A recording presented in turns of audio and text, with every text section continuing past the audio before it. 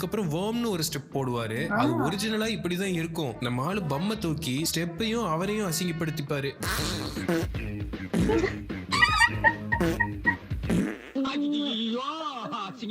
இவருக்கு எது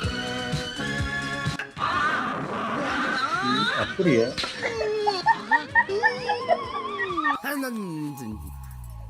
எருமை எருமை அவன் தான் குனிய சொல்றான், நீயும் குப்பை பொறுக்கிற மாதிரி குனிஞ்சிட்டு இருக்கிற. அப்படியே மண்டையில போட்டான். மீனா அப்படியா? நீ பேசாம இருக்க மாட்டே. உனக்கு சங்கீதத்தை பத்தி என்னடா தெரியும்? நீ அபாரம் ஞான சூன்யன். ஓஹோ. தாத்தா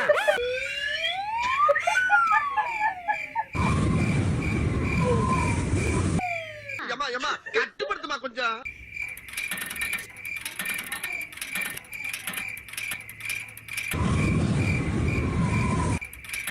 நம்ம அப்படியே ஆச்சரியமா பாக்கணும். ஆமாப்பா.